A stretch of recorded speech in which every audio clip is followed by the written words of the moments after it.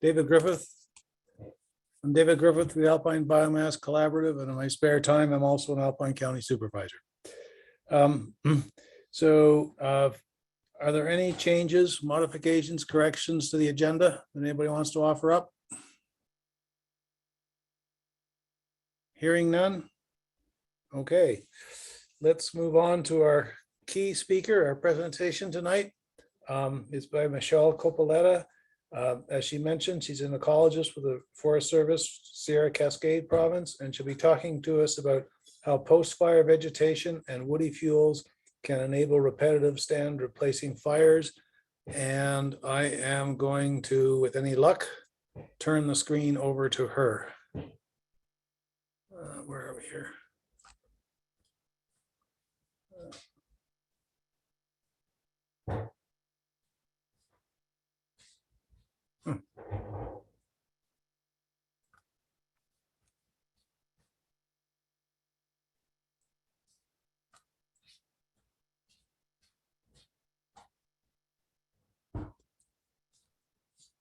Okay, Michelle, it should be yours.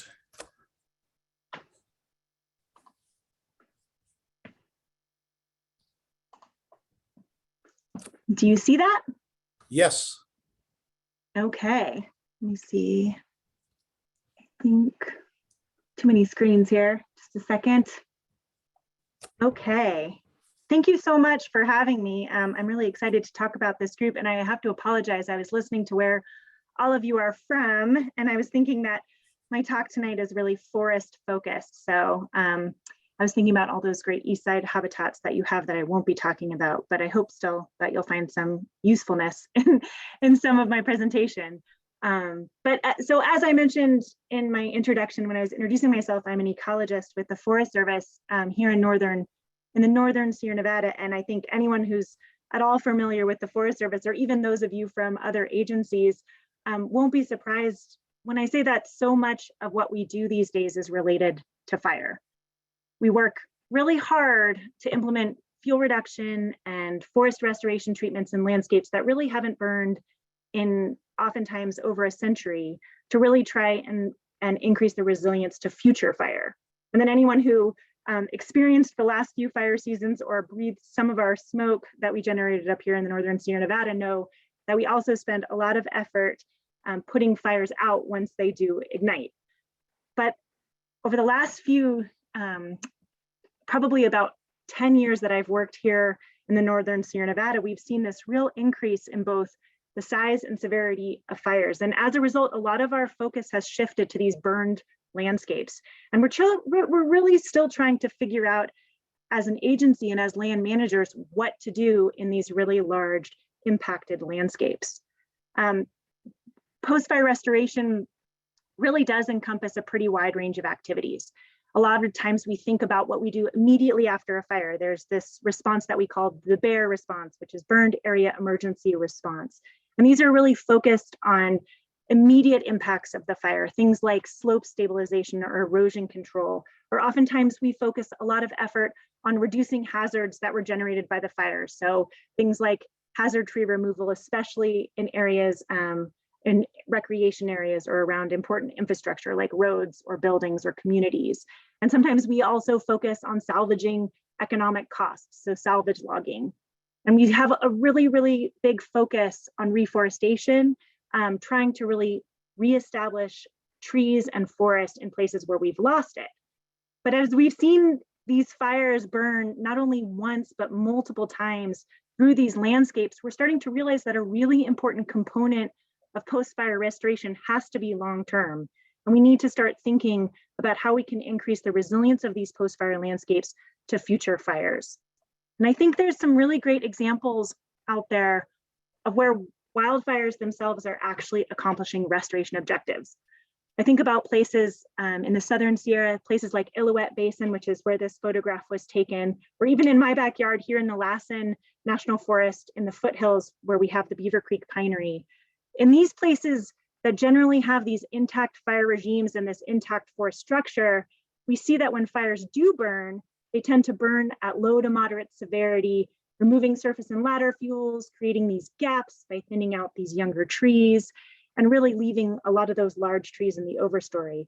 And if this happens frequently enough, it can start to create this feedback loop where we see these low to moderate severity fires generating these conditions that create future low to moderate severity fires. So really we create this great feedback loop that really perpetuates that natural fire regime.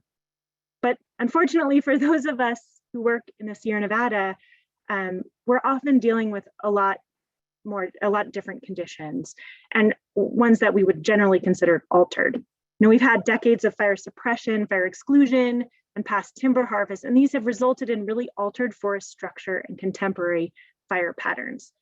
We see these open pine-dominated stands like you can see in the upper photograph, where we historically would have had much more open conditions dominated by pines and large trees, often with low fuels. Fast forward 100 years, a lot of us are dealing with the conditions that we see in the bottom photograph, where we have really dense stands dominated by these shade-tolerant species like fir with these closed canopies, lots of small trees, and really high fuel loads. And if you overlay these pretty significant changes in forest structure with some of the changes that we're seeing in climatic conditions, what you can see is this really significant change in how fire is actually functioning in these altered systems, and really increasing in both size and severity. And there's concern that these altered conditions, especially high severity fire, can kind of set these forests on a different feedback trajectory, one where you're having high severity fire creating post-fire conditions that actually perpetuate and promote more high severity fire. And we've spent, I've had the really great opportunity to spend the last decade or so really diving into this idea here in the Northern Sierra Nevada. In 2009, we started working on monitoring post-fire conditions in this set of 4 fires here on the Lassen and Plumas National Forests. And if you can see, I don't know if you can see my pointer, but in the orange, we have the 2000 Story fire. And then in 2008, we had 2 fires here in brown, the Butte Lightning Complex. And then in this pinkish was the Rich fire. And then in 2010, we had a small fire occur in the Bar fire. And after all of these fires, we put in this pretty extensive set of field plots. We put over 249 plots in areas that were mixed conifer forest prior to these fires. And then in 2012, we had the Chips fire reburn, a pretty significant part of the Story fire and the Rich fire, and also reburned over 120 of our plots. And this really offered this really unprecedented opportunity for us to look at not only what happens after an initial fire, but also how those conditions that were created by those initial fires actually influence the severity and outcomes of that second fire or reburn. And coincidentally, this area just reburned again in this past summer in the Dixie fire. So we have even more to learn in this area. And the study area was really pretty unique, not only because of all of these overlapping fires, but because of the really high volume of data that we have in this landscape. So we have our field plots, which we measured before and after the 2012 Chips fire, but we also had these 2 other data sets, which really helped us to scale up from that kind of field plot level all the way up into the landscape scale.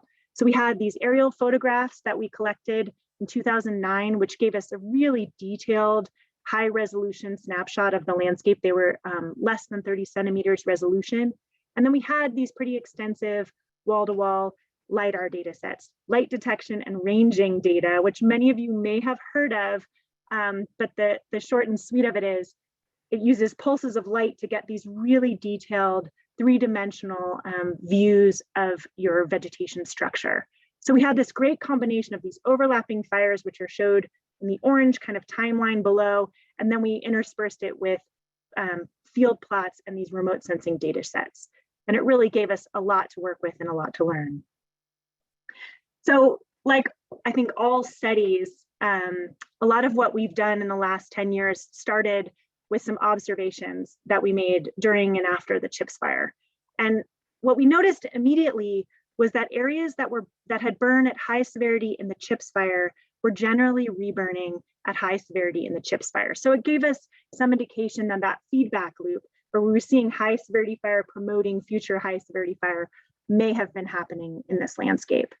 And when we overlaid the severities of the 2 fires with time, we found a pretty interesting relationship, and I'm going to walk you through this. On this graph, you see initial severity here on the x-axis. So that's the initial severity of the Story fire and the Rich fire. And then you have on the y-axis, you have your Reburn severity. And what you can see is that in the older fire, this solid line, you have this linear positive relationship. So areas that are burning at lower severity are generally burning again at low severity, but that's changing where you get into areas that are reburning at high severity. In contrast, those younger fires, the ones that had burned 3 to 4 years prior to that reburn, were really acting as a fuel break and really resisting that high severity fire. And we're seeing that often. So the initial severity matters, but also the time between the two fires also plays a really important role in how that landscape is going to reburn in the future.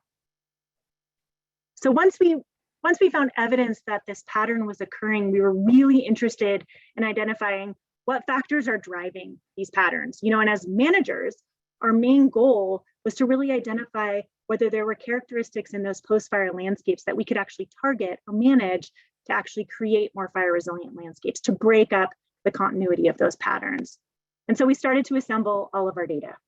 We began with our field data.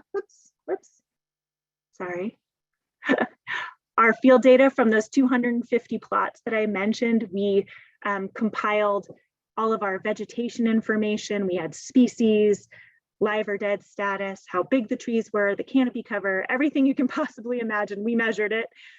We measured surface fuels and ground cover. We combined that with other data, which we know are really important drivers of fire behavior. We used topography from some of our digital elevation models.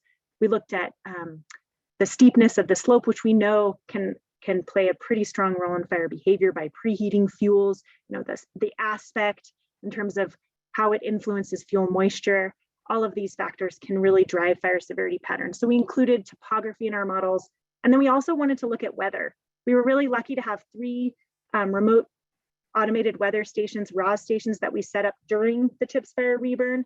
And we were able to pull temperature, relative humidity, and wind speed into our models. So we were able to kind of get at not only that plot level vegetation and fuels data, but also some of those bigger important variables that we know influence fire behavior. And when we looked at all of those variables, there were 26 of them in the end, we found that the most important drivers of reburn severity in that second fire were temperature, so fire weather, but also the conditions that were created by that first fire, and more specifically, the density of snags and the cover of shrubs. And I'm going to walk you through this, I apologize, somewhat complicated figure, but I think it's really interesting. I like to think of these as choose your own adventure books, for those of you who've read those. But what this is called a regression tree. And the box plots at the bottom just show your fire severity, your mean fire severity. So starting with your lowest severity in blue, all the way up to your highest severity in red. And what we found was that fires that burned in cooler conditions, and this 27 degrees Celsius, for those of you who think in Fahrenheit, is about 81 degrees Fahrenheit. So for areas that burned on cooler days, they tended to reburn at lower severity. But when fires tended to burn on hotter days, we found that the density of snags really influenced how those plots burned. So in areas with really high densities of snags, we were finding that they tended to reburn at higher severity. Areas with lower densities of snags really were influenced by shrub cover, in that areas with high shrub cover tended to burn at high severities, and areas with low shrub cover tended to burn at low severities. So what this means is that if you were burning on hotter days and you had high densities of snags or high densities of snags and shrubs, you tended to burn at much higher severities. So our field plots are somewhat limiting. We can only get a very small snapshot of what's happening across the landscape. That's really difficult to get to. If anyone's ever explored the Feather River Canyon up here on the Plumas National Forest, you can imagine how steep the slopes are and how hard it is to get field crews in there to measure all these things. So we also wanted to use some of our other data sets to kind of get at what's happening across this larger landscape. And so we used these high resolution aerial photographs that we had taken after the Story fire in 2009, and we randomly selected over 200 of these 1 hectare acre plots that we put in high severity patches, mostly because we were able to see what was in the understory in terms of fuels and shrubs. And what we did is we measured the density of snags and logs and the cover of trees and shrubs. And what we were able to find was, just as we suspected from our plot data, that snags and logs were really important drivers of fire severity in that second fire. And what you can see here from this graph is that high densities of coarse woody fuels created by that first fire were really important drivers of high severity in the reburn. So with the LiDAR data, we were able to even zoom out further and look at what was happening across this entire fire area, not just in those field plots or in areas where we were able to see through the canopy with those aerial photographs. And it provided some really interesting and important insight into how vegetation structure, the density and variability of your forest can really influence how those forests burn, not only the first time, but the second time after a reburn. So I wanted to walk you through another figure here where we have 2 conditions that were created by that first fire. And these are really simplified, but you can think about your early seral habitats being those habitats that burned at high severity in that first fire. These are your places where you had most of your mature trees that were removed by the fire. You have places that are now likely shrublands or regenerating hardwood stands, or maybe you have some scattered young trees and a few scattered mature trees. But these are generally your areas that were impacted by stand replacing fire. And then on the bottom, you have your burned forest. And these are areas that pretty much survived relatively intact after that first fire. So these are areas that burned at low to moderate severity and where the fire removed maybe some of the mature trees in the overstory and maybe thinned out a little bit of the understory.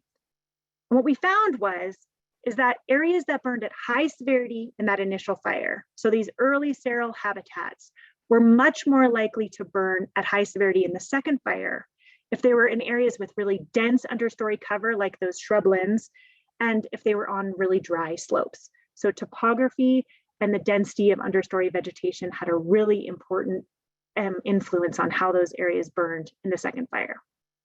In areas that burned at low severity in the first fire, they were much more likely to transition to those early seral habitats and burn at high severity in the second fire if they had really low variability. So really homogeneous canopy and mid-story levels, high understory cover. And again, fire weather played a really important role here, with high winds really playing a strong role in how those areas burned. In contrast, we found that those areas that survived that first fire, that burned at low severity in the initial fire, were more likely to burn at low severity in the second fire if they had a really diverse and variable structure and burned under much more favorable fire weather conditions like high relative humidity. So again, when we looked at all of the different variables that have driven fire severity in the reburn, we found that the most important drivers were fire weather and the conditions created by that first fire, specifically the density of snags and coarse woody fuels and the cover and continuity of vegetation. And I think that fire weather is not surprising to probably any of us on this call. There's a really well-established relationship between extreme fire weather and extreme fire behavior. High temperatures can dry and preheat vegetation and fuels, and winds can really provide that continuous flow of oxygen to the fire, really burning embers into other parts of the landscape. It's also not surprising that higher temperatures and winds were really important factors in driving high severity fire in the reburn. But what I do think is really interesting, and especially from a management standpoint, is the role that snags and coarse woody fuels played on subsequent fire behavior and severity. And snags are really important in this role because they can act not only as sources to bring fire into a stand, but also receptive surfaces. And I think as they fall over time, they can create these really high surface fuel loads, which can hinder fire suppression efforts. It can increase the residence time, so preheating live trees and vegetation around these coarse woody fuels and causing torching. So they play a really important role in how those fires are going to burn through these stands in the future. Shrubs and fire, and specifically high severity fire, is a pretty well documented relationship, and it's also not that surprising. Over time, shrubs increase in age and cover and become much more flammable. And they have these traits that are really cool, traits like obligate seeding or sprouting that allow them to quickly colonize these burned landscapes and persist between these fire events. But one thing that was also, I thought, very interesting about some of this work is that while all of these individual factors played a really important role in reburn severity, how they're arranged on the landscape also matters. And what our LiDAR data analysis and some of our remote sensing data analysis showed is that variability matters. Variability in vegetative cover promoted resistance to high severity fire by really disrupting the continuity of the vegetation and the fuels. And you can imagine, if you look at these photographs in this slide, how fire would behave really differently in these three photos. You have the one on the left, which again is from the Illilouette Basin, and you can see that there's this space between trees and between the understory and overstory, and it really creates this discontinuity where you might have much more lower severity fire effects in these stands. You contrast that to the two photographs on the far left, where you have dense vegetation and fuels and small trees, and that really provide this connectivity not only across the landscape, but within these individual stands. So really promoting high severity fire in that next reburn. So tying it together, we can kind of look at these feedback loops in a few different ways. And I think if we start at the same place, it kind of helps to simplify things. We have this initial condition, which in my neck of the woods is pretty common, this fire excluded mixed conifer forest. And when we have these initial fires, we have an initial fire, and we have a portion of that landscape impacted by high severity fire where we have the overstory removed, we have pretty rapid colonization by shrubs and other resprouting species, and we have this increased surface fuels as these snags and dead trees fall over time. On the lower path, we have these mixed conifer forests that burn at low severity where it might leave your overstory intact and reduce your surface fuels, maybe increase regeneration. And then when that second fire occurs, part of your landscape, what we're seeing is that a lot of those places that burned at high severity in that first fire are reburning at high severity. And so you're getting a lot of shrub replacement where you're removing the snags, but you're really solidifying the role of those shrubs on that landscape and moving much, much further from that initial forested condition and a lot closer to kind of these persistent shrublands. The other side of the loop, the one that I really love and wish for every time we have a fire, is where you have these stands that burned at low severity also reburning again at low severity. And here you have, again, your overstory remaining intact and even more reduced surface fuels and tree density. So more of that positive feedback loop that we're looking when we're trying to compare and emulate the natural fire regime. But I think it's really important to think about why we care. Why are we concerned about high severity fire? I get asked this a lot, especially because high severity fire was an important component of these ecosystems. Traditionally we think of these systems as being predominantly low severity fire regimes, but high severity fire was a component. And I think it's really important to recognize that. A lot of the habitats that are created after high severity fire provide this really important habitat habitat for a whole host of different species, wildlife, and plants. And they also promote different species of shrubs and hardwoods, which are really lacking in a lot of our fire excluded landscapes. But I think it's really important to think about a couple things when we're thinking about high severity fire. And the first is the frequency. One problem with high severity fire is where it occurs too frequently.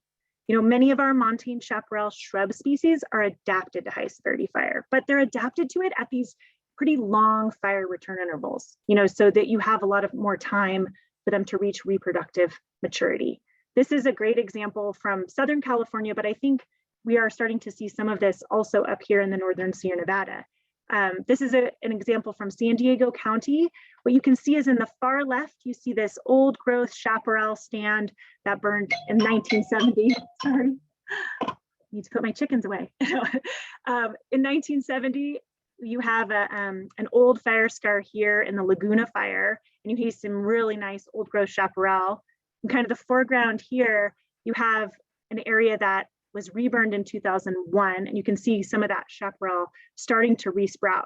But in the foreground here, you can see where there's 3 overlapping fires, 2 that occurred in really short succession in 2001 and then in 2003. And what you can see there is that we're seeing an almost complete elimination of our chaparral shrub species and colonization by invasive grasses, which are some of the only things that can actually survive repeat frequent high severity fire. In this case, the interval between these 2 fires were much too short. And so we're seeing almost an elimination of our shrub communities. So one of the problems with high severity fire is the frequency. The second problem that we often think about with high severity fire is scale, and particularly those very large continuous patches of stand replacing fire. If we could travel back in time or swap places with John Muir, I often think or hope that we would encounter a stand like this that you can see here. And I think a lot of the land managers that I work with, when they're kind of trying to define their desired conditions, they're thinking of a forested stand like this, where you're having this really heterogeneous or diverse, complex mosaic of species and structures. But unfortunately, oftentimes we're faced with conditions like these, where we have a lot less variability within stands and across the landscape. After these large stand replacing fires, we're getting loss of forest, dominance of shrubs with very little variability within these patches. And then on the other hand, we have millions of acres that have not had fire in quite some time. And even these also have very low variability with really dense stands of conifers and heavy fuelids that are just pretty much waiting to burn. So we're seeing a lot of homogeneity in our unburned and burned landscapes, mostly due to really large patches of high severity fire. Another problem with scale that I like to think of is regeneration. If you imagine that you're a really large pine tree growing at the edge of one of these really large patches of high severity fire, and when I say large, I mean really large. Dixie, I was just looking at the data for the Dixie fire this last summer, and we had a patch that was over 30,000 acres in size. So these are really huge areas of continuous high severity fire. So if you can imagine you're a pine tree and you're growing on the edge of one of these large patches, you can imagine how hard it would be to get your seed into the interior of one of these patches. And then if it happens to get there, how hard it might be to get the perfect conditions for germination and growth, particularly if you're competing with really dense shrubs that have the ecological advantage of resprouting after fire. So we're finding really very little forest regeneration in these really large patches of stand replacing fire. We're also seeing that the scale of these high severity patches are a significant problem for a lot of our sensitive species, like the California spotted owl, who really rely on old forest conditions for survival. So what do we do? I think that's what I get asked a lot. I think in the face of these changing climatic conditions and these really alarming trends in fire size and severity, it's really tempting, I think, to throw your hands up and walk away. But I really do think that we can do something. And I think that data and studies like these kind of provide some insight into what we might do in some of these landscapes.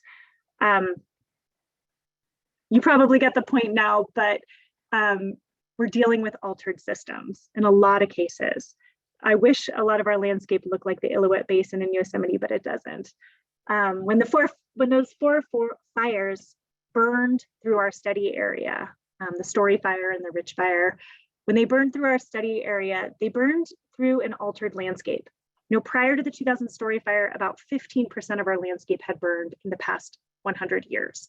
And so we were dealing with really dense stands of small trees and high fuel loads. And those initial conditions really set the stage for how that initial fire burned, but it also set the stage for how subsequent fires have burned since then. So I feel like it's kind of cheating, but I think that post-fire restoration really begins in those unburned forests. If we can moderate fire behavior before the first fire and before the reburn, then we can really alter that landscape trajectory into the future. So thinking about treatments that might reduce stand density and fuels might reduce the risk of high severity fire and severe reburns in the future. Some cool work that some colleagues of mine in the ecology program have done in the past, looking at the effectiveness of fuel treatments like thinning and burning at reducing fire severity, have provided some really important insight in how these treatments are effective. And I think we've seen some great evidence of this during this past fire season. But this is an example of one of these treatments. You can see the Pittville defensible fuel profile zone here. This is on the Lassen National Forest. And the areas that were not treated prior to the fire burned at much higher severity than the areas that were treated prior. So this is just some great example of how, doing something before that initial fire can really increase the resilience of those stands after. But what do we do once an area burns? And I think a lot of us are dealing with this, especially with the magnitude of the fires that we've seen these past few years. Can we disrupt that feedback loop of high severity fire, really promoting future high severity fire and our forested landscapes moving further and further towards these more shrub dominated landscapes? How do we get back to a place where that natural fire regime of low severity fire, perpetuating more low severity fire, can kind of be restored? And as managers, I think we have a lot of tools in our toolbox that we use to restore forested ecosystem. And I think we're currently experimenting with how to take some of those tools and tweak them to account for some of the conditions that we do find in these burned landscapes. Reducing the density of dead trees and fuels is an important first step. In these areas, we could focus on reducing the fire risk, maybe rather than the economic recovery. I've heard this called inverted salvage. So you may be leaving some of the big snags for wildlife and reducing density of smaller snags, which can act as dense fuels. Things like masticating live patches of continuous shrubs to really try and break up the continuity of those shrub patches, particularly in areas where you're trying to protect your investment, places where you've planted maybe. You can also use fire, using things like prescribed fire under conditions that we choose, cooler, moister conditions, so that we can control the intensity and spread, can really help to reduce some of those post-fire fuel loads. I wanted to provide just a few examples of this that we've been experimenting with this up in the northern Sierra Nevada. And one of these is reforestation. This is something that's a pretty hot topic right now, no pun intended.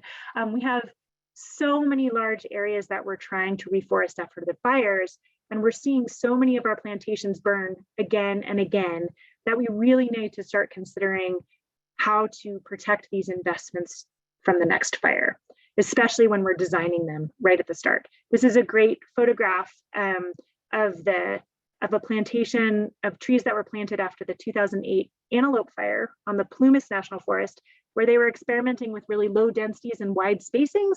And you can see that when it reburned in the 2019 Walker fire, you had this really variable pattern of mortality and some surface fuel consumption. So we had some success there. But I think we need to start thinking about, when we're doing reforestation and we're planting trees, how we can start to manage live and dead vegetation within these reforestation units, but also around them. Thinking about managing fuels around the perimeter of these reforestation units to really try and slow the spread of fire when and if they do burn. Another example is something that we've been looking at in the Dixie fire. In the Dixie fire this summer, we did an analysis that looked at remnant forest patches. So these are small islands of forest patches that are less than 250 acres in size, that are often surrounded by pretty extensive, large patches of high severity fire. And this is accounted for about 14% of the remaining forest in the Dixie fire. And one of the things that we're considering is this real threat and increased risk of severe reburn in the future. So we're working on planning restoration opportunities and restoration actions, not only within these remnant stands, but also in the surrounding matrix, to try and really reduce some of those fuel loads, to really reduce the risk of severe fire into the future.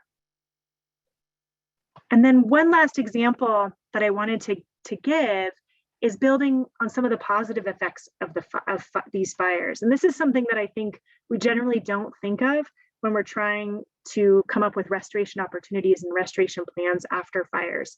This is a map here of the 2021 Dixie and Sugar fires. The Sugar fire was just in the southern portion, and then they burned together.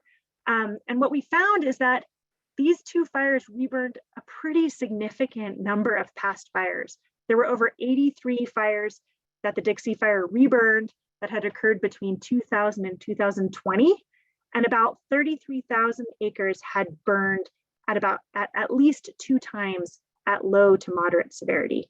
And monitoring from our efforts in the Story Fire had shown us that this can have some really beneficial effects. These photographs show a stand that was burned at low severity in the 2000 Story Fire. And then this photo to the far right shows that same stand after the 2012 Chips Fire reburned it, also at low severity. So you can see that it had some really beneficial effects on reducing surface fuels and opening up the forest canopy.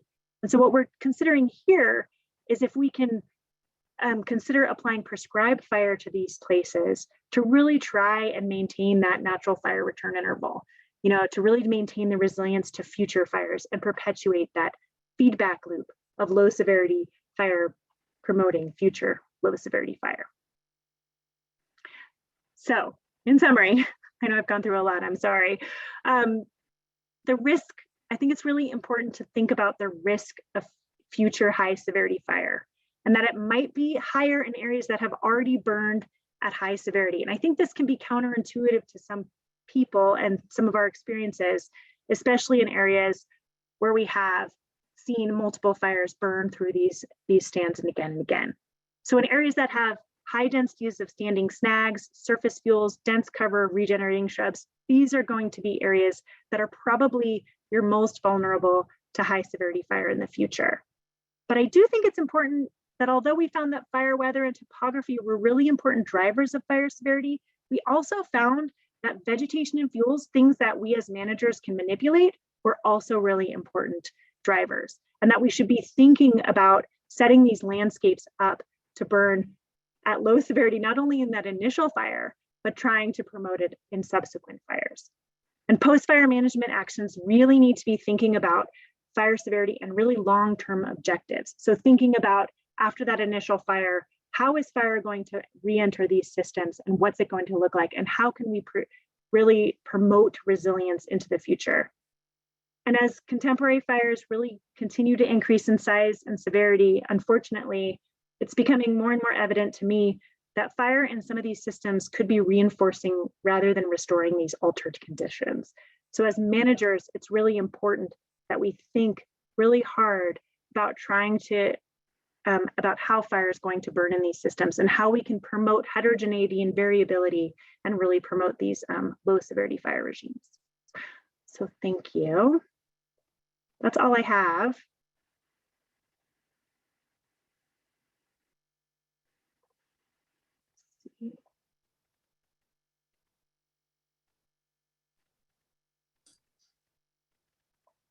So are there any questions for Michelle? Go ahead, Bill. So one of the things that you mentioned in some of your restoration there was you mentioned controlled burns and you mentioned mastication. And just, quarter mile from us several years ago, it was a rather interesting plot or thing happened. Was one side of a Forest Service road was masticated and the other side was controlled burned. And watching the regrowth there, the mastication seemed to come back right away, whereas the controlled burn was had a much longer effect. And I wonder if you could speak to your thoughts on the difference between the mastication and the controlled burn. Well, that's a really good question. And you actually surprised me because I thought it would be the other way around. I think it's really variable and it depends a lot on what those stands look like prior. So what I've They're seen all burned right now again. So, I couldn't show it to you because they reburned in Tamarack. Yeah. I think that's a good question. I think a lot of the, mastication is an interesting option for fuel reduction, and I grapple with it. You have kind of this short-term effect of increasing your fuel loads. And so in places that where I've seen mastication, a lot of times you'll have that pretty dense, deep fuel bed where it actually suppresses a lot of regrowth in those first few years. And then as it starts to decompose, then I'm seeing a lot more regrowth of understory species in some of those places. Yeah, so I'm not exactly sure. I'd have to see your stands. I'm sorry, I can't speak to it. Go ahead, Spear. Bill? Hey, Don Hittmiller. Bill, are you still there? Yes. So one big difference is north slope versus south slope. So i.e. the south slope, things we just don't, the ground is too dry. It never really builds up enough organic material in the soil. So that regrowth is always going to be quite stunned versus north slope, the opposite. So just in perspective of your question, was there north slope versus south slope? The burn was north facing. The mastication was both. Both north and south. And I didn't, very unscientific, but I didn't notice that much difference between the north and south masticated areas.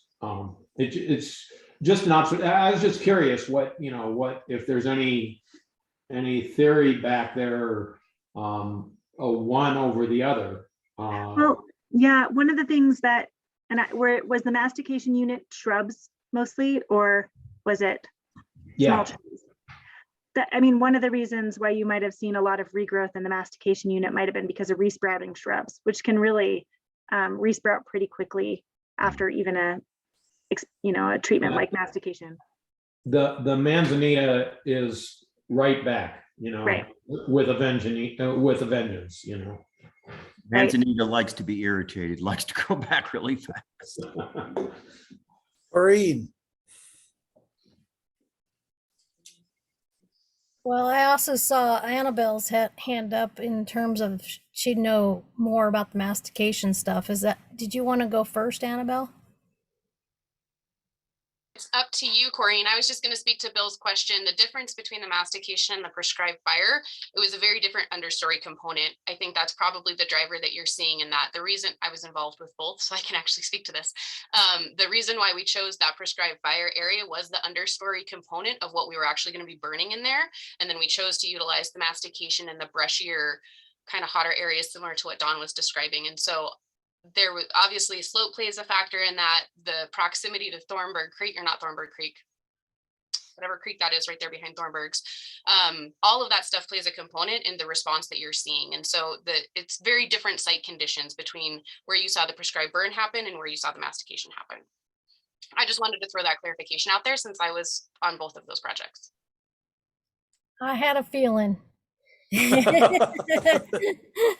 Hey, Michelle, thanks for the presentation. So I have a question on plots that you might have had in salvage units that removed that large wood, how they did in comparison to non-salvage. And then a secondary question to that is, in areas that didn't get salvaged and reburned, how much of the down wood was consumed on that second reburn or third reburn? What are we dealing with for the wood component? Those are really important questions, and unfortunately I can't answer them. We had put in our plots on a grid, and unfortunately we only had a few plots that were actually salvaged before that initial fire. So we weren't actually able to look at the effects of management between the two fires and how that influenced subsequent severity. So unfortunately I can't answer that question. We are hoping to get at that with some of our LiDAR analyses because we have a much wider range of data. But unfortunately, it's so hard to study these kinds of things because, the word salvage encompasses so many different activities, right? And what kinds of fuels they're removing, whether they're doing biomass removal, whether they're dragging and leaving limbs, and all of these things will influence fire severity. So when we did start to look at some of the salvage units, we had so much variability in how they were salvaged that we weren't able to get any replication, unfortunately. We tried to set up, we've been working with some researchers out of the Pacific Northwest to set up some plots in the Walker Fire and some other areas on the in the North Complex. So we're hoping to get at least your second question about how salvage influenced fuels over time. But unfortunately, in our plots, we weren't able to evaluate that. I'm really sorry. I figured as much with the ground, and there's not much salvage occurring any longer, so it's hard to set up the studies for that. So the second question was like, if it wasn't salvaged, how much of the down woody was consumed in the reburns? So that is, we haven't done any data analysis, but I did do a lot of field recon in Dixie after the Dixie fire, and a lot. I think that is one thing I've been thinking a lot about is when we're thinking about reforestation and we go to these areas that have been repeatedly burned at high severity, you're getting a pretty significant reduction in the surface fuels. So you might not have that much site prep to do in some of these areas, you know, so we are finding, and this is just observational, not anything scientific, but when I did look at some of those areas that were repeatedly burned at high severity, we were seeing a pretty significant reduction in not only the standing snags, but also the down woody fuels. So, I mean, in some respects, that could be the sweet spot for reforestation. If you can protect it from reburning again, then I think you might be in pretty good shape in terms of fuel loads.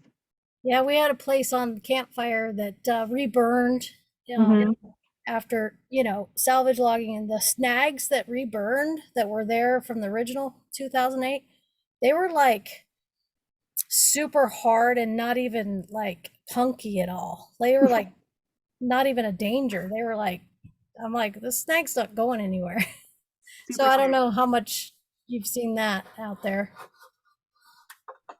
Yeah. Thanks for answering those questions. Jenny. Hi, thanks, Michelle. Really good information. I appreciate it. Can you recommend or even forward to David your favorite resources, your favorite reading on describing what the long-term desired conditions really do look like? Do you have recommendations for us on something we can read and absorb? Yeah, I do. You know, we've been working on this as a group, as our ecology program, and I can send you to our website, which has some of the reports that we've put together. But we've been working on developing these documents that are assessing what we call the natural range of variability for these systems. I actually have one right here in my office, bedside reading. But what we've done is basically for all of the major vegetation types in California, we each tackled a vegetation type. So I did one on red fir. We have other ones for yellow pine, mixed conifer. I think there's one for sagebrush, chaparral, oaks. But basically we were looking at trying to use historical information to kind of do what you're saying. Like, how can we quantify, put some bounds on how fire would have operated in these systems, and then what kinds of conditions fire would have created when it was kind of operating under, you know, a natural fire regime. So we have these documents. They're general technical reports. They're published for at least a few of these ecosystems, and they provide some really good information about, you know, stand density, variability, composition. And so we can use those as kind of one resource for how we formulate desired conditions. But I think one thing that's really, really important is to kind of frame it. You know, we looked back in time to figure this out, but we need to look forward into the future. So we're really trying to think about how we can use those bounds of variability and think about managing kind of on the outer bounds where we're trying to manage for a warmer, drier climate. You know, when most of our information is coming from these historical systems where we had much wetter, cooler conditions. So we have these natural range of variability assessments, which are great references. And but just to read them through the lens of using them to look to the future, if that makes sense. But I can definitely send those links. Did that answer your question, Jennifer? Yes, it did. And also, as you're saying, the other work that you're doing on looking forward, any references that you can recommend, I think we'd be appreciative of that as well. Thank Actually, you. I can probably recommend one. Malcolm North and co-authors just published papers on a paper on that with Stand density if I under. remember correctly, the stand density roughly Yeah. half what was recommended based on historical historical data. I don't know how that's going to fly politically, but he's well respected in the research and forestry. So I'll add that reference to whatever Michelle sends us. Yeah, I think it's one thing that's really important to think about is that a lot of the information that we get that really provides the foundation for these desired conditions are taken from, the late 1800s, early 1900s, when the conditions were so different from what they are now and from where we're going. So I think we need to think about framing that with this idea of hotter, drier, more severe disturbances. Annabelle. Just based on what Michelle just said, something that keeps coming to mind here is this distinction between managing for the historical range of variability and the natural range of variability. And those are not necessarily one and the same thing. There's a much wider range for what we could be managing for under that natural range of variability, as opposed to just restoring to what historical conditions were. And that's definitely something that we are building into all of our projects moving forward. So I think that's a really important distinction to make. Absolutely. Corinne. Sorry. Oh, sorry, did I cut you off? No, it's okay. Yeah, I don't know how far they let you outside your region, but we would love to host you over at the Tamarack, and I could show you some of the fire effects and some of what we're facing on the Tamarack restoration. So just throw it out there for you, Michelle. That'd be great, Corinne. Hugh Safford, who was my supervisor, he was the regional ecologist. He just retired, or he didn't really retire, but he left the Forest Service to keep working on other projects. But he has a crew that's going to be out monitoring the Tamarack fire. I don't know if you all are aware of that. Okay. It's awesome. Yeah. So they're out there collecting data. They were out there collecting data this fall before the weather stopped them, and they'll be out there again, I think, this spring. Yeah, I'm aware of that. Bill, did you have something? Yeah, just kind of follow up on that. With the warmer, as you put it, warmer, drier climate and your ability to look at multiple fires over reburns and things like that, are you seeing a shift in the actual species that are growing in specific areas? It's a really great question. So part of the work that I didn't talk about today was we went after that the Chips fire and remeasured our plots. And what we're seeing is a shift in, I shouldn't say as dramatic as Southern California, but what I suspect is that we are going to see a shift in our shrub species from resprouter. We're going to see a dominance of resprouting species at the expense of ones that can seed. So, species that will be able to seed won't be able to seed quick enough between fire events. So we're going to see a shift in a lot of our towards resprouting species.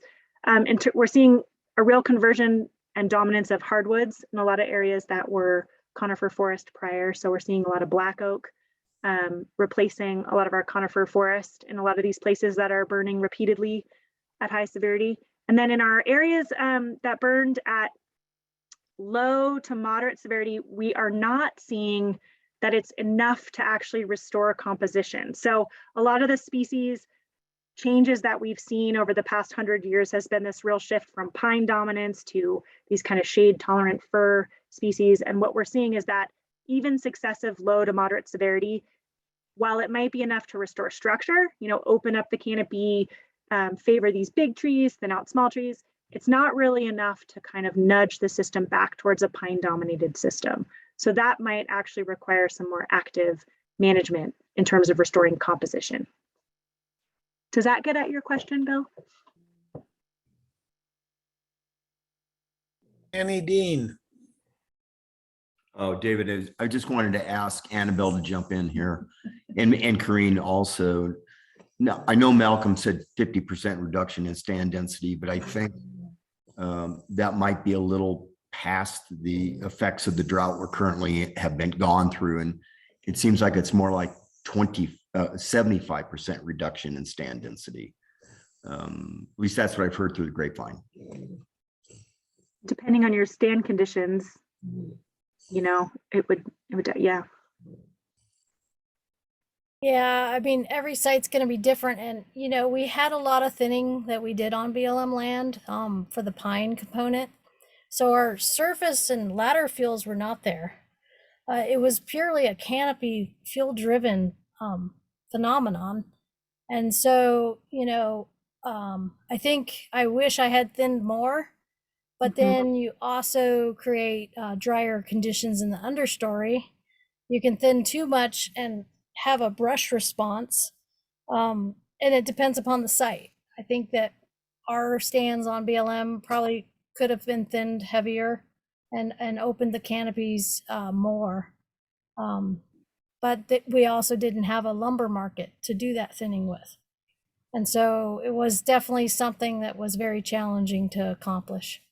Yeah, one thing we've seen is in a lot of our thin from below, where we really remove a lot of that mid-story, we've seen increased wind speeds too in some of our treatments. So I think really creating that variability in stand structure could be kind of an important component to kind of break up those high winds. Yeah, just to echo what Michelle said, variability is really the key to this. Like, there's not one size fits all. This is what we're going to do across the landscape. And just to echo what Corinne said too, it's very site specific. It's very condition specific. It's not just these are the sideboards that we have that we're going to manage to. It truly depends on the circumstances that you're dealing with that in. Yeah, I think we need to be a little bit more aggressive where we're thinning in a lot of cases, but that's not universal across the board. Last chance for questions, comments. Michelle, that was absolutely great. Thank you very, very much. You know, we have a lot of speakers coming through, but you provoked more questions, I think, than anybody else. So well, thank you so much for having me. And so you're welcome to stay if you'd like to hear what we've all been up to. But I could certainly understand if you wanted to leave and get home. And you're muted. Sorry, I will try to make you the host. Okay. I'll do that in the background, but thank you so much for having me. I really appreciate you and your group and all that you're doing. And Corinne, I will take you up on that and come down and visit. It's nice to see you all. Yep. Thank you. Michelle, really quick before you go, I sent you an email when you were summarizing your talk, but if you'd be willing, could you share your slides? We are currently working on an ID team for post-fire restoration work within Tamarack, and I'm trying to compile all the information I can. And I'd love to share your presentation with our ID team for the specialists that weren't able to join tonight. Absolutely. Annabelle, this is recorded. If you want the full recording or the slide deck or both, I can do either one. Perfect. Thanks, David. Okay. Okay. Thanks, Michelle. Yeah. Take care. Okay. Participant updates. Oh, sorry. Future speaker topics. I'm trying to find somebody that is qualified to give us a good talk on home hardening, because no matter what we do in the forest, there are going to be some times when embers are falling from the sky and defensible space by itself isn't enough. So I haven't got anybody yet, but if any of you have any suggestions on that topic or any other topic that's consistent with our mission statement, please get word to me and I'll see if we can arrange it. Okay, participant updates. I'm just going to go through names as they are on the participant list. Annie and Dawn. Pass. Corinne. I know Kim Dow's going to give an update for BLM, but in terms of the reforestation part of Tamarack, we are going to work hopefully with the Forest Service in setting up a climate plot for testing reforestation with various seed, zones and elevations to see how they will fare in a warming climate, or a changing climate, I should say. So that's kind of exciting. If we do set up these climate plots, it'll be next winter when the seedlings have been grown out. So. Okay, thank you. Annabelle. Before I forget, Corinne, you and I should touch base on that and see if that can coordinate at all with the CAL FIRE Amex project that's going on, because they're also doing a very similar province project that aligns with directly. So we should touch base on that at some point. As far as participant updates, I think Brian Hansen, the deputy district ranger, briefed out at the Board of Supervisors yesterday. This Maybe morning. this morning. Yeah. I don't know what day it is. This morning, and the result, well, not the result, it makes it sound like a lottery, but the CAL FIRE, I'm sorry, the state and private funding that the county requested, I think he gave an update on that. And so the Tamarack Fire did receive funding through state and private funding. I'm sorry, it's late and it's been a long day. I can't string a sentence together. State and private forestry funding for what the county submitted. And so Region 5 folks will be reaching out subsequently, hopefully soon, to work with the county on how to move forward with that. On that same note, the district, the Forest Service, put in a request through state and private funding as well. And we haven't quite heard how that shook out yet and what will be awarded with for funding, strictly for post-fire Tamarack restoration funding yet. I'm hoping to find out either this week or next. And so we can do an update on that. On Tamarack Fire in particular, I just talked with Matt Zumstein yesterday. We would like to have a public meeting. Since we are moving forward with the NEPA process and the planning for the post-restoration work, I'd like to host a public meeting. Originally, we wanted to do that in person. I still feel very strongly that in person would be the best way to do it. I think we would have a lot more engagement and a lot more conversations and make sure we reach a broader audience. Obviously, with the COVID conditions the way that they are now, we might end up doing that virtual. I'm trying to drag my feet and stall and see if conditions improve, and maybe next month we can host a public meeting either at Turtle Rock or in town somewhere and actually be able to do an in-person meeting. If things don't improve, we will do it virtual, but we do plan on doing a public meeting here very shortly to initiate pre-scoping for that project. So just be aware of that, be on the lookout. That'll be in everybody's inbox, and I'll reach out to everybody and let them know when that's going to be, because I know everybody's really interested in that. Other than that, unless there's any questions, I don't have a whole lot of other things to update. Annabelle, with that public meeting, would the Forest Service just like to take over the ABC meeting and do it that way? No, I don't think so. I think we'd like to do it separate because we'd like to use it as a scoping opportunity for our NEPA. So given the fact that we don't have a solid timeline yet on how we want to do this, like I said, with the county still having issues with COVID and things not really being opened up yet, I'd like to kind of play it out for the next couple of weeks and see if things improve and we can plan an in-person one. I really feel like that would be a better avenue to do this. So I don't want to disrupt your schedule. We'll hold off on that. And also because it's a public meeting for a NEPA project, I think it should be separate as well. Okay, that's fine. And I'll certainly back you up any way I can for an in-person meeting. Thank you. Bill and Mary, do you have any updates? We'll pass. Thank you. Okay. Ed's iPhone. And Ed, you may want to introduce yourself because yeah, I just signed in for the last maybe 10 minutes, but no, I don't have anything to share. Ed Okay. DiCarlo, yeah. Oh, okay, thank you. Hello, whoever that is. You want to introduce yourself since you missed the beginning?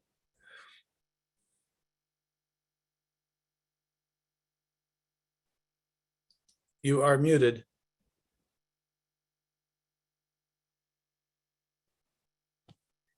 Hey, Matt Crossway at the BLM, you got me? Oh, okay. Hey, yeah, not sure if that was me that popped up as hello or not. I'm trying to do it from my Yes, it is phone you. as opposed to the laptop. But yeah, a couple things for the BLM. I'm sure Kim's got some stuff as well. But there at the Turtle Rock Community Center, we got a trailer park full of seed ready to go for aerial seeding operations for the Tamarack. Just waiting for our helicopter contract to finish getting worked out. And we should be starting to fly 40 to 50,000 pounds of seed starting early next week. And as far as a guest speaker, got some folks in mind for from Living with Fire that I think could help you out for a guest speaker next month if you're interested. Oh, absolutely. Please follow up. I'll bug you.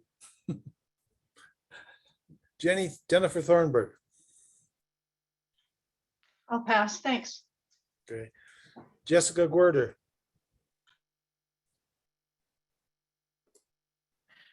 Just a quick update. We did receive numerous applications from private landowners for the Tamarack fire. We've gone through and assessed those. We are getting a couple of new people coming in here and there. We were able to get all the original applicants into the Tamarack Fire Fund Pool. For those of you that are not aware of how NRCS works and fund pools, it's basically a pot of money that we are ranking and assessing all of our applications in, and the state just starts funding from the top down. So we're waiting to hear more on funding situations for that. There are more funding opportunities coming up that we plan on ranking any application that we can get into. We've had a lot of confusion about how our program works, and understandably so, especially when you mix the Farm Service Agency's emergency forest restoration program with our environmental quality incentives program. It's just a lot of alphabet soup for everybody. Just to kind of reiterate for the group to try and help, if you guys can pass the word on, the NRCS is our program. EQIP, Environmental Quality Incentives Program, is not an emergency program. We take continuous sign up for applications, and then the state puts batching periods together that we basically look at all the applications that have made it in by that batching period, and we assess and rank. So we're still working through that. If there are other people out there that are interested in our program, please have them go ahead and get a hold of me. Like I said, we have continuous sign up, and we are here for financial assistance, and we can also offer technical assistance as well. Thank you. Kim Dow. Hi, thank you. Sorry, I had to get to the mute button. So yeah, for BLM, the big news is our aerial seeding. We're very excited to get that going and get that seed on the ground. So that's our big news. And then also along with that, Paul Fusler, who he's on the line here too. I'm not sure if he'll be able to unmute himself. I think he might have been driving, but anyways, his team is working also on the planning for the boundary fence that will go around the reservoir. So hopefully we'll get that implemented pretty soon here too, but that's exciting. We're making a lot of progress on that. So I think that's our big announcements for today. Thank you. Mark, Pat, and January. Nothing here, Mr. Griffith. Okay. Kimra. Hi, it's not super related to Biomass Collaborative, but we always like to announce our next watershed group meeting, which will be on Tuesday, March 8th.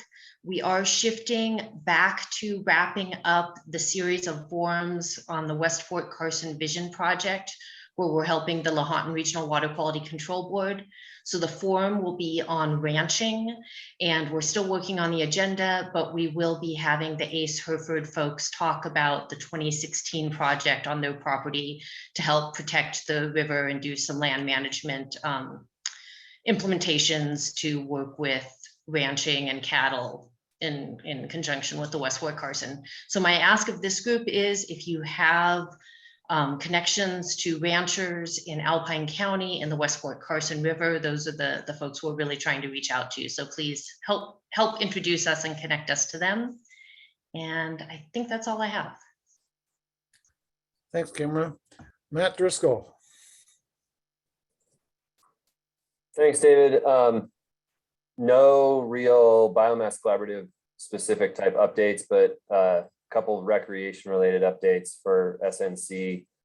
I think, I can't remember, David, if you mentioned that the Town to Trails grant application for our recreation and tourism program, we are taking that to our board next month for potential awards. So that would be, trails all the way from Tahoe Basin essentially, or Alpine County all the way down to Inyo County. And then another grant that I think some of you folks might be familiar with the Camp Like a Pro program that started up here last summer. Sort of Mono County centric at this point, but I know that a lot of folks throughout the Eastern Sierra, a lot of land management agencies and others used some of that messaging for dispersed camping assistance, regulations, all that info. Anyway, there's another proposal for our recreation and tourism grant program that they just submitted the final proposal for that kind of phase 2 of the Camp Like a Pro project today. So hopefully that is evaluated well and would go to our board for award in June potentially. So that's all I got. Nothing forestry or biomass related, but it's all just for the mill. And sustainable recreation is basically part of economic development, which is what we're also interested in. So Megan Sullivan. No updates for me at this time, but I just want to say thank you for a great presentation and meeting, as it was very informative. So thank you. Thank you for joining us. Oliver.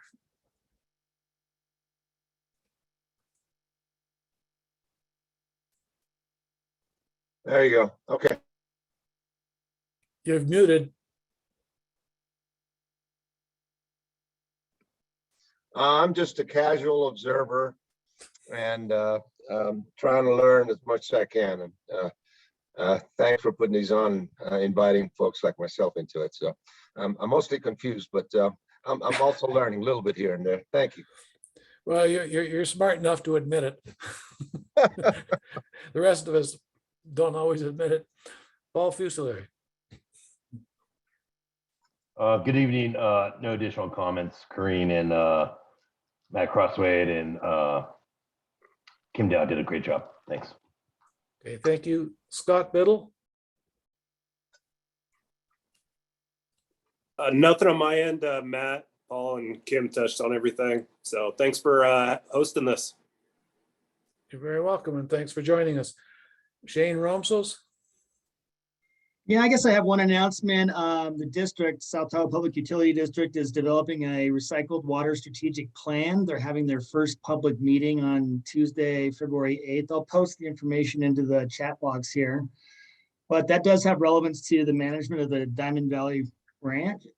Diamond Valley Ranch, and that potentially, opportunities for constructed wetlands utilizing recycled water, or maybe a biomass utilization facility, things like that. But it's really a good opportunity. Maybe this group could provide some input and provide some direction to STPUD. Thank you. Sierra Riker. No updates. Trevor Seck.